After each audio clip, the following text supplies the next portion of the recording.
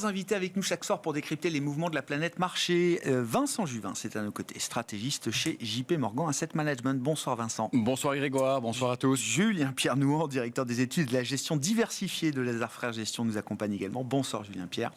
Et nous accueillons à nos côtés enfin Zakaria Darwish, responsable des solutions d'investissement taux et crédit chez CPR Asset Management. Bonsoir Zakaria. Bonsoir. Merci d'être là, ravi de vous retrouver tous les trois, messieurs. C'est la question. Alors je voulais glisser en off avant de démarrer l'émission, mais la question étant de savoir si la Fed a été hawkish ou dovish hier soir, Zakaria. Alors, vous avez eu le temps d'y réfléchir, du coup. Si on regarde la réaction du marché, baisse des taux d'intérêt, resserrement des spreads de crédit, marché action en hausse, la première conclusion qu'on peut en tirer, c'est que les différents intervenants de marché ont une lecture plutôt dovish de la Fed, avec ce qu'on appelle le fameux put Fed qui s'est mis en place, c'est-à-dire que la Fed va être là, sous moindre ralentissement économique, pour imprégner une politique monétaire plus expansionniste et soutenir ainsi l'économie. Voilà, tout à fait. Après, en fait, on peut avoir une lecture, si on prend uniquement les projections des membres de la Fed, indépendamment du discours de Powell qui a en fait accentué ce côté dovish, on peut se questionner sur cette interprétation. Notamment, on voit que donc la croissance, bien entendu, a été révisée à la baisse, en dessous du potentiel, à 1,8 sur l'horizon sur l'horizon de prévision. Mais on voit aussi que l'inflation a été revue à la hausse, l'inflation corps notamment, et avec le mot-clé d'hier, c'est l'incertitude. Avec une incertitude, 18 répondants sur les 19 du membre de la Fed ont répondu qu'ils avaient une incertitude sur ce forecast, et cette incertitude n'est pas symétrique. C'est une incertitude à la hausse de l'inflation. C'est-à-dire qu'ils s'attendent à ce que l'inflation arrive à 2% en 2027, mais ils s'attendent le risque, c'est que ce soit plus. C'est que ça soit plus. Ouais. Donc en fait, c'est plutôt, si on se limite à ces données chiffrées qui sont clairement, objective, eh bien en fait c'est plutôt un meeting de la Fed qui est plutôt hawkish, dans le sens où la Fed aura peut-être les mains liées, même en cas de ralentissement, que ce soit de facteurs économiques structurels ou de la guerre commerciale qui s'annonce. La Fed ne pourra peut-être pas être aussi active qu'elle le voudrait s'il y a ce sujet d'inflation. La pire de toutes les situations pour une banque centrale, c'est celle peut-être que signale la Fed, en tout cas dans les risques qui pourraient se matérialiser, avoir moins de croissance que ce qu'on anticipe, alors qu'on a déjà baissé les perspectives de croissance, et plus d'inflation que ce qu'on projette, alors qu'on a déjà relevé nos projections d'inflation. Voilà, tout à fait. Et dans quel cas, dans ce genre de cas, on n'est pas sûr de savoir si la Fed baisserait ses taux parce que la croissance est inférieure à ses propres anticipations, ou si elle les montrait parce que l'inflation est supérieure à ses propres anticipations. Bien, historiquement, on pourrait penser que la Fed privilégierait, en fait, même s'il a un mandat dual sur l'inflation et la croissance, pourrait privilégier l'inflation si on voit un désancrage qui est marqué. Ah oui. Beaucoup citent l'enquête de Michigan de la semaine dernière, mais s'il y a des biais énormes entre votants démocrates et républicains, si on a dans ces scénarios de telle sorte, la Fed clairement privilégierait en fait la limitation de désancrage des anticipations d'inflation. Ce que la Fed peut tolérer, c'est que les anticipations d'inflation à terme augmentent un peu. Le désancrage est problématique.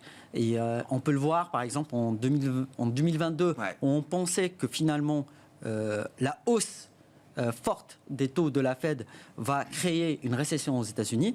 Dans ce cas de figure-là, la Fed a quand même choisi de monter ses taux une fois qu'elle s'est rendue compte qu'il y avait ce désancrage qui commençait à se mettre en place. Donc on peut penser que dans ce scénario-là, la Fed va aller dans ce sens.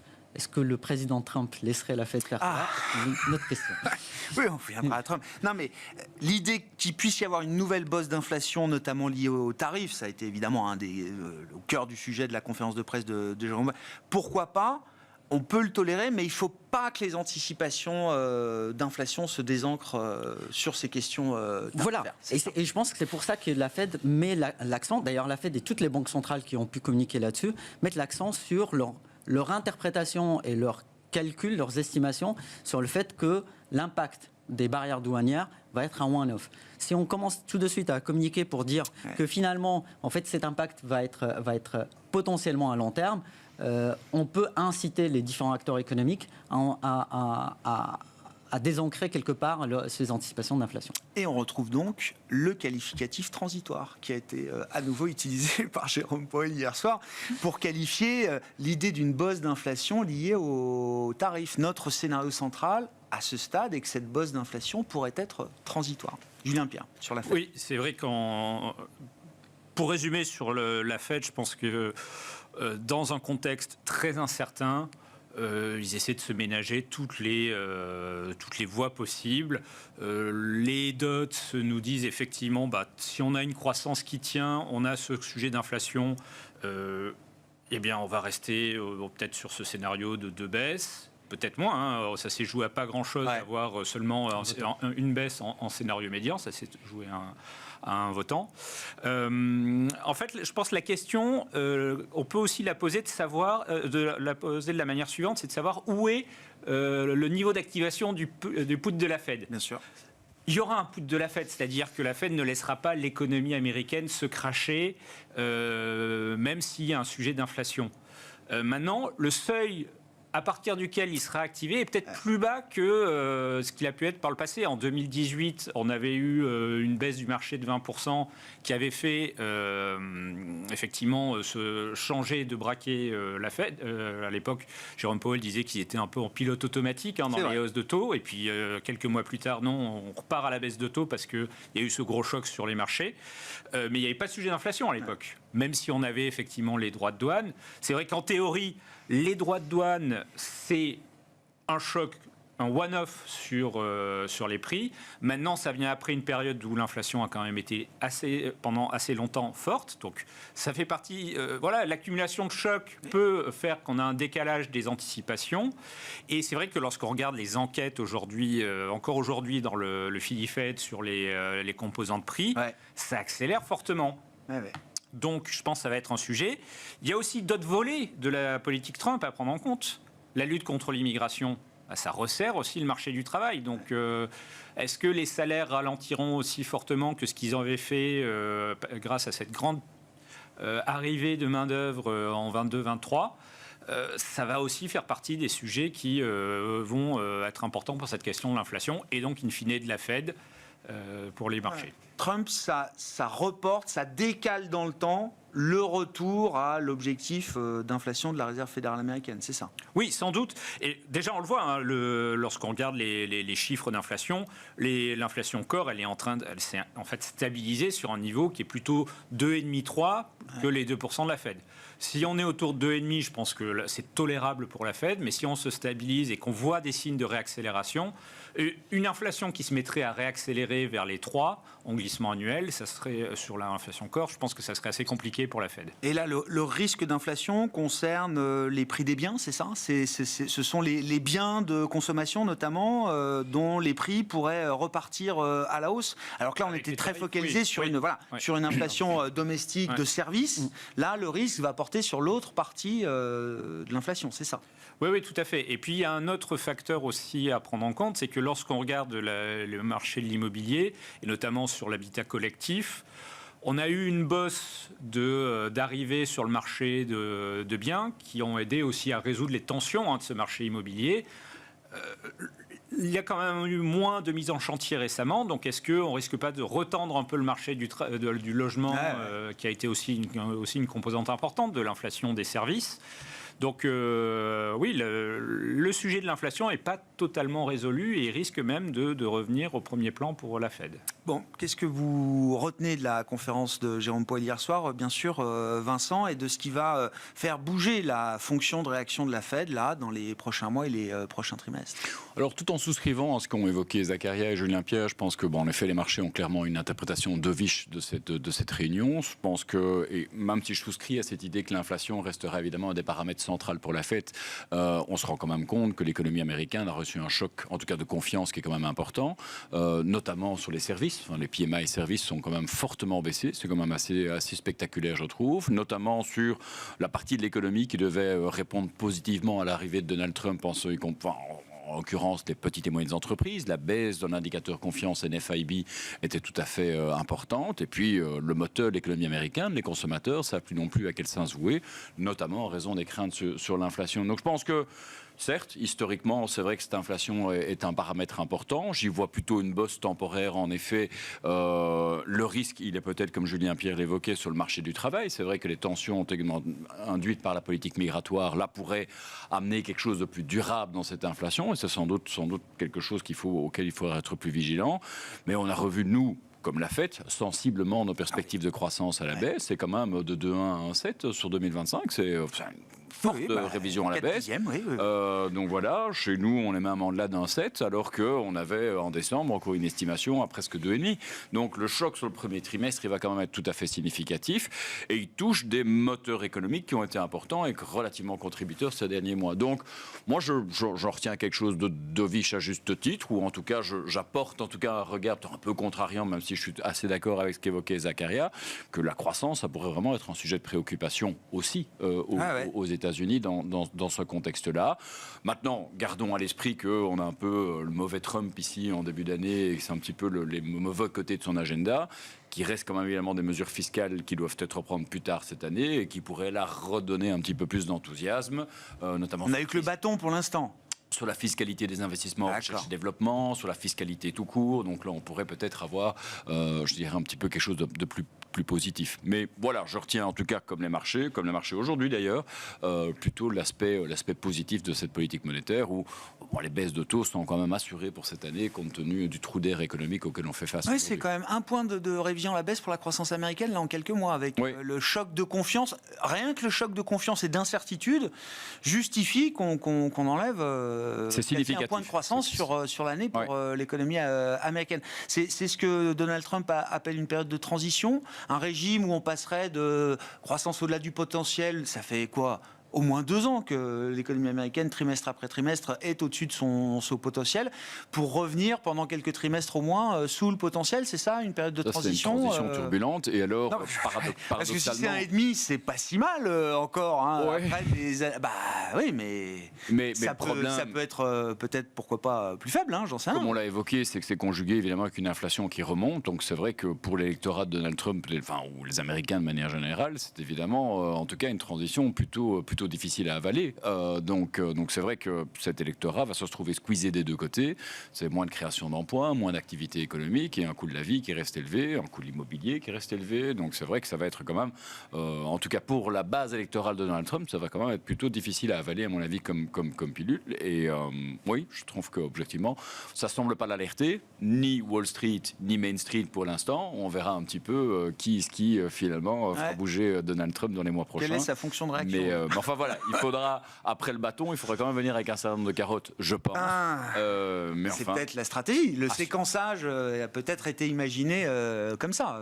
En tout cas, la seule certitude qu'on a, et c'était une des incertitudes de décembre, est-ce que finalement les discussions tarifaires sont une technique de négociation ou une réelle menace ?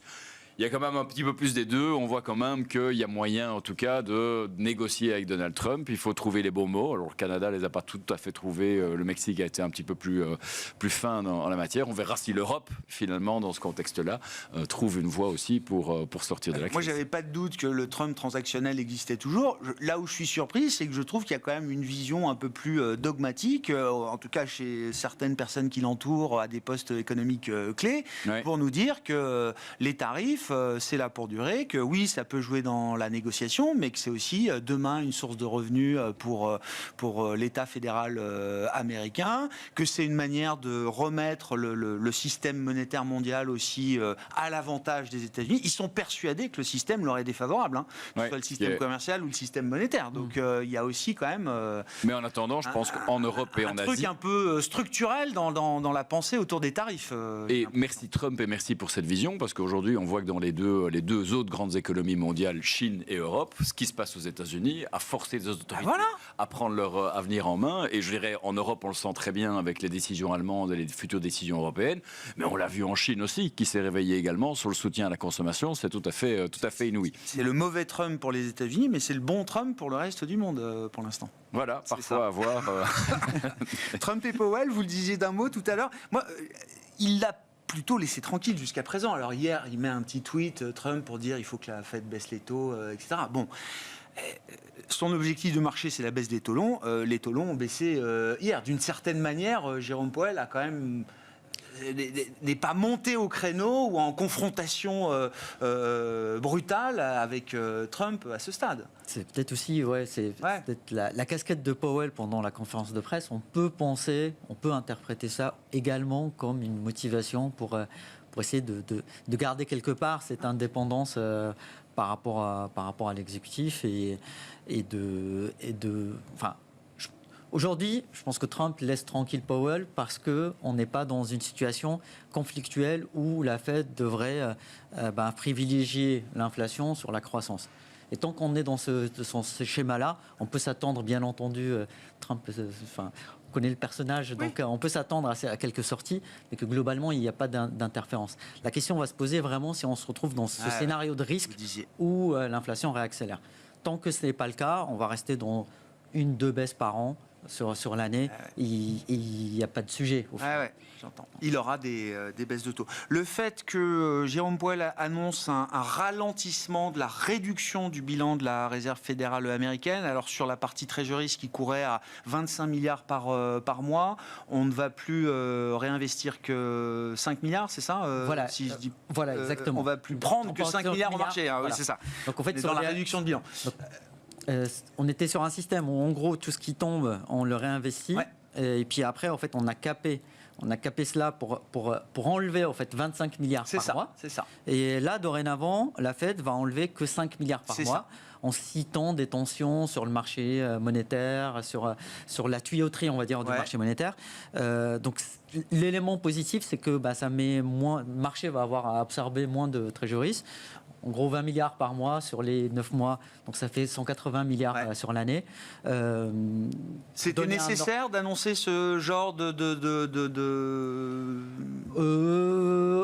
situation, ce genre d'opération technique, entre guillemets. Il dit c'est pas de la politique monétaire.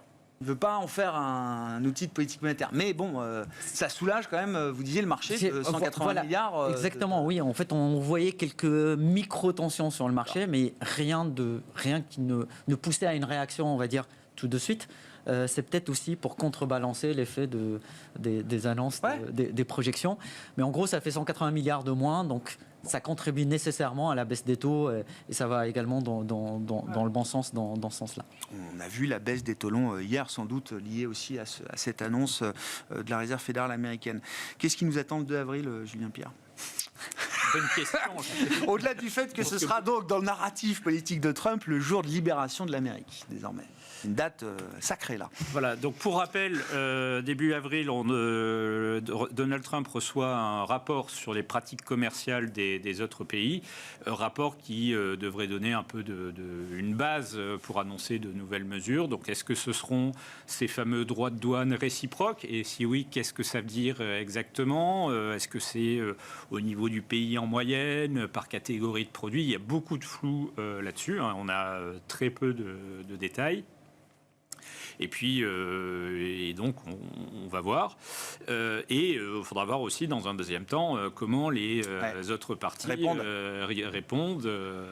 Est-ce que c'est une réplique à la chinoise, donc très mesurée par rapport à ce qui a été fait, ou une version un peu plus maximaliste, comme ce qu'a pu faire le Canada jusqu'à présent ? Et plus les réponses sont fermes, plus le risque d'escalade est important, plus le risque perdant-perdant est important à l'arrivée. C'est comme ça qu'il faut comprendre les choses, Julien Pierre. Il peut y avoir plein de bonnes raisons d'être ferme face aux tarifs de Trump, mais ça peut avoir aussi un coût économique. Ça a un coût économique, évidemment. Ça a un coût économique pour les deux parties.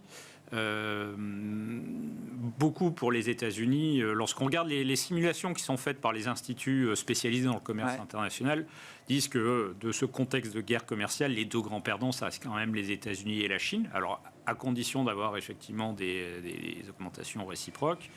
Et finalement, l'Europe pourrait finalement pas trop mal s'en sortir parce que mine de rien, le renchérissement des importations américaines, c'est aussi le renchérissement, in fine, des exportations américaines qui utilisent des intrants venant du reste du monde. Bien sûr. Ouais.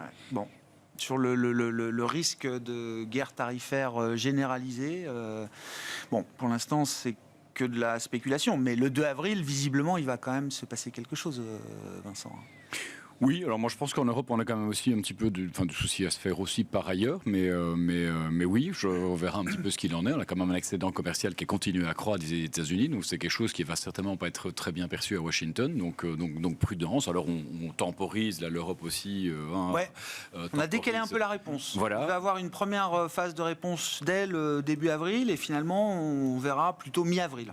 On marche sur des œufs en Europe, puisque bon, il ne faut pas oublier qu'on a quand même aussi un petit peu compliqué la vie d'un certain nombre d'entreprises américaines, avec nos sanctions sur les géants de la tech, avec nos normes, notre réglementation dans beaucoup notre cathédrale normative. Dans beaucoup de domaines. N'oublions pas non plus, moi, un de mes sujets de prédilection, qu'on a quelque chose qui est en gestation pour le 1er janvier 2026, qui est la mise en application de notre Carbon Border Adjustment Mechanism, qui est finalement un tarif vert, mais néanmoins un tarif. TVA, taxe carbone, tout ça, c'est vu comme des tarifs par l'administration Trump. Et ceux qui ont le plus à perdre, là, c'est les Américains, parce que bon, les Chinois, ils taxent quand même déjà un peu le carbone, les autres aussi, les Américains, c'est zéro, à part certains États, mais c'est ridicule. Donc, nul doute que dans ce rapport qu'il lui a délivré, on lui, en tout cas, annoncera comment un peu la couleur que l'Europe est en train de préparer ceci et que c'est quelque chose qui, évidemment, va tomber un petit peu mal pour les Américains. Donc, prudence, certainement pour les économies exportatrices, inflation aux États-Unis, mais chez nous, il y a quand même certainement, dans certains secteurs clés, des questions à se poser.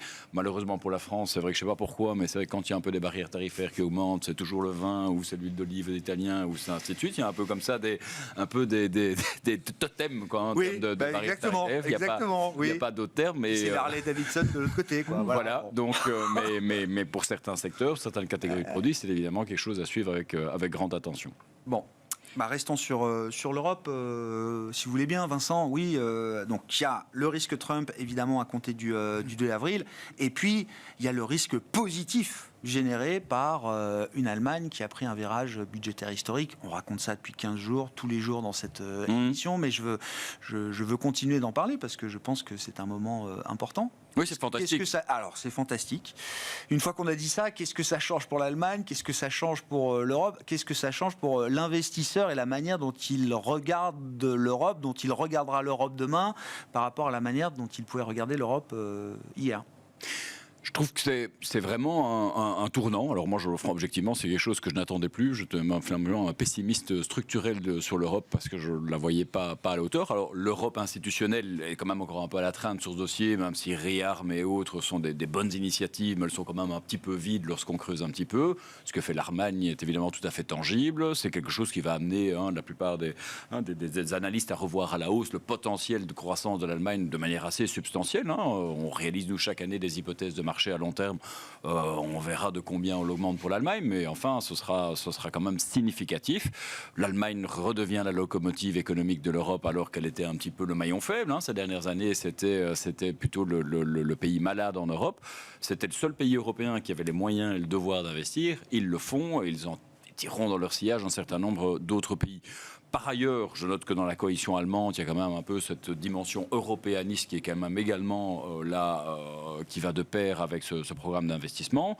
Donc c'est doublement intéressant à l'heure où d'autres pays sont quand même plus contraints dans leur capacité de relance budgétaire. Je ne vise ici personne, mais enfin, on sent évidemment qu'en France, en Italie, en Belgique, évidemment, on ne va pas pouvoir en faire autant et il y aura certainement un appel d'air assez significatif derrière. Donc oui, et on voit d'ailleurs, ça fait qu'aujourd'hui à Washington, à Hong Kong ou autre, la perception, ou au Japon, la perception de l'Europe a quand même changé. On le disait l'an passé, il y avait un certain nombre de prérequis pour que l'Europe puisse reperformer. Il fallait déjà qu'on ait une espèce de paix en Ukraine. On l'a toujours pas, mais on parle de cessez-le-feu ou de paix tant à Moscou qu'à Washington qu'à Kiev. Donc d'une manière ou d'une autre, on aura bien quelque chose qui... Enfin, c'est programmé par Trump. En tout cas, ça fait partie de son... Voilà.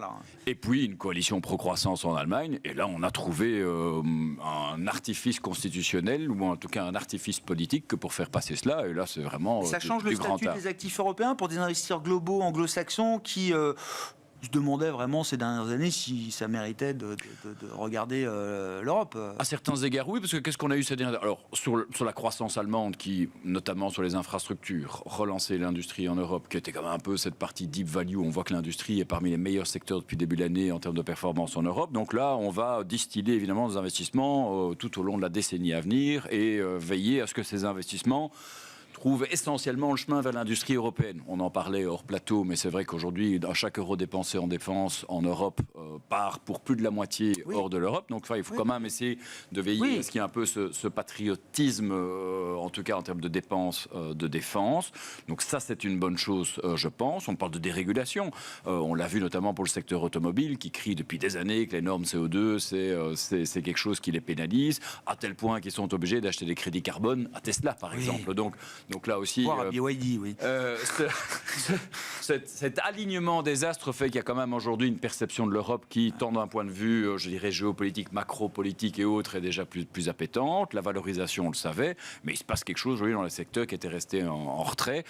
Et on a quand même toujours une BCE qui, au contraire de la Fed, a encore relativement une voie royale pour continuer à être relativement gentil avec le marché. Oui, on verra pour la voie royale. Et nos banques s'en réjouissent. Et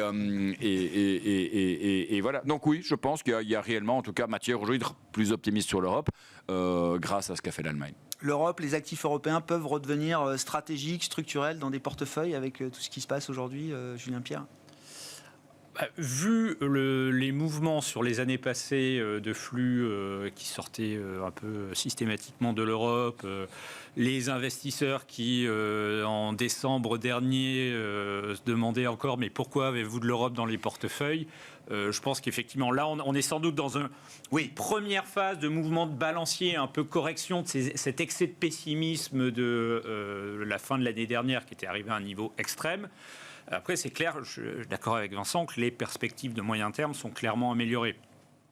Parce que pour l'Allemagne, ça devenait urgent. Je rappelle que en volume, le PIB allemand du dernier trimestre, ça nous ramenait à 2019. Ouais, c'est ça. 5 ans sans croissance. Donc on a différents volets, la défense, l'infrastructure, aussi l'assouplissement du déficit pour les collectivités, enfin pour les lenders. Donc ça, c'est... et mine de rien aussi des choses qui peuvent être assez intelligentes. C'est-à-dire que tout le monde a dit oui, mais est-ce qu'on a la capacité d'augmenter la production d'équipements militaires comme ça? Rheinmetall répond on peut récupérer les usines de Volkswagen dont ils n'ont plus besoin. Donc voilà, je pense qu'il y a des choses. Après, ce qu'il faudra bien avoir en tête, c'est le séquençage. Et le séquençage, il n'est pas immédiat. C'est-à-dire que tout ça va sans doute commencer à être visible dans les chiffres plutôt vers la fin de l'année 25 et clairement en 26. Avant, il y a effectivement, comme l'a dit Vincent, la menace des droits de douane de Trump qui pourrait arriver, mettre un petit coup de froid sur la confiance en Europe. Donc voilà. Et donc, c'est vrai que l'enthousiasme du marché à court terme, est-ce qu'il ne peut pas être un peu douché par ces annonces de droits de douane? Peut-être, mais par contre, ça créerait clairement des points d'entrée pour une phase beaucoup plus favorable. Un trou d'air là sur les actifs européens. Beaucoup est dans les prix. Enfin, les prix ont intégré déjà beaucoup de bonnes choses, mais vous dites une logique buy the dip là en Europe peut se mettre en place tout à fait effectivement avec ces perspectives moyen terme qui sont rehaussées, quoi. Oui, parce que alors c'est l'Allemagne, mais ça nous dit quand même que on va pas revenir dans les erreurs du passé de resserrement budgétaire trop rapide. On sait qu'il y a beaucoup de sujets sur lesquels il faut faire de l'investissement. Et donc, on commence à mettre en place les outils pour y arriver. Voilà, en France, il y a ce produit d'épargne pour financer la défense. On peut penser qu'on aura un certain nombre d'autres initiatives. Il y a la capacité de financer ça domestiquement. Il y a beaucoup d'épargne domestique. Investi de manière très peu risquée. Et donc, on peut avoir un cercle vertueux qui se met en place.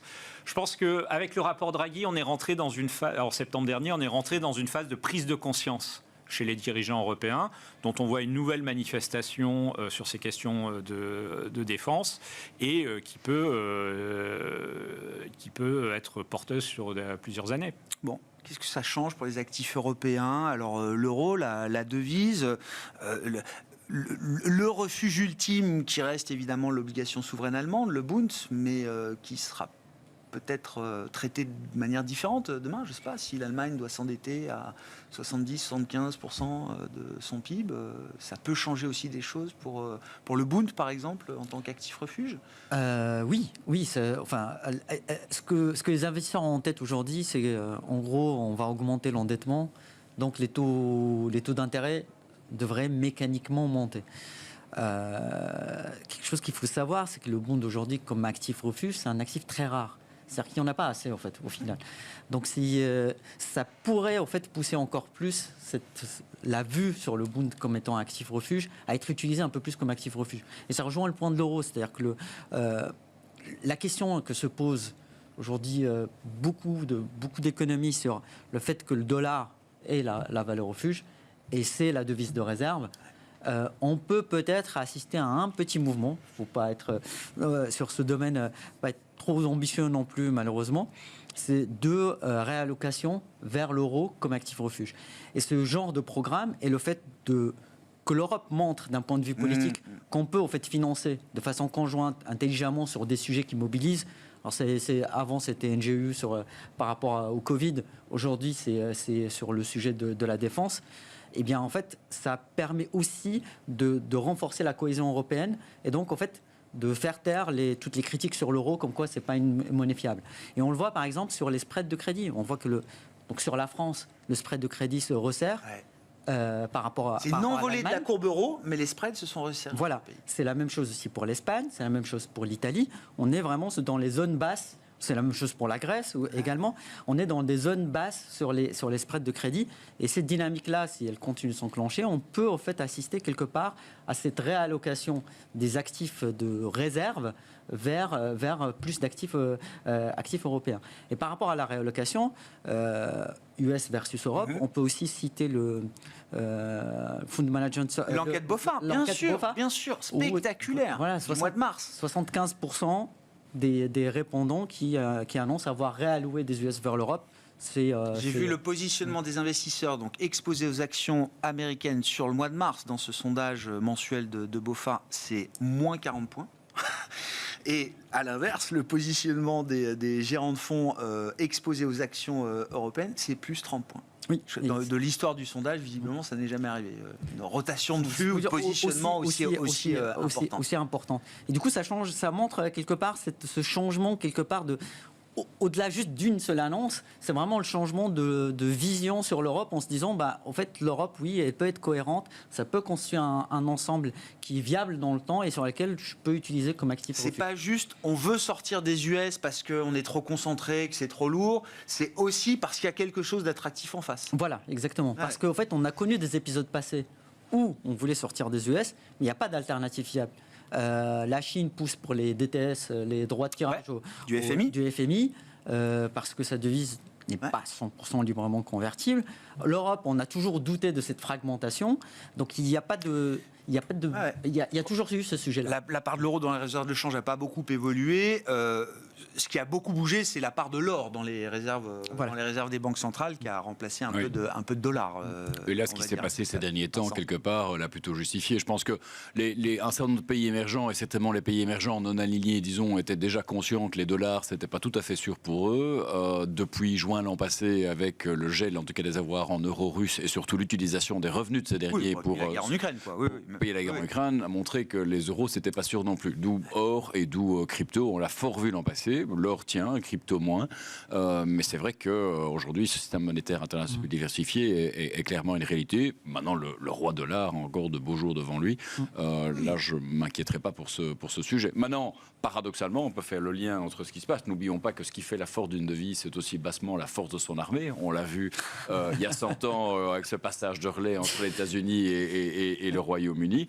Si l'Europe se réarme, si l'Europe est un acteur militaire de premier plan demain, c'est peut-être quelque chose qui nous permettra... C'est un actif qui compte, sans doute dans l'appréciation d'une devise. Il nous reste quelques minutes, tour de table sur, en termes d'investissement. Alors, encore une fois, il y a de l'enthousiasme sur l'Europe, il y a de la défiance sur les États-Unis.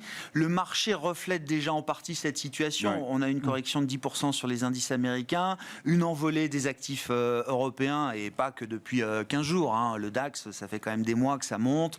L'euro se réapprécie également.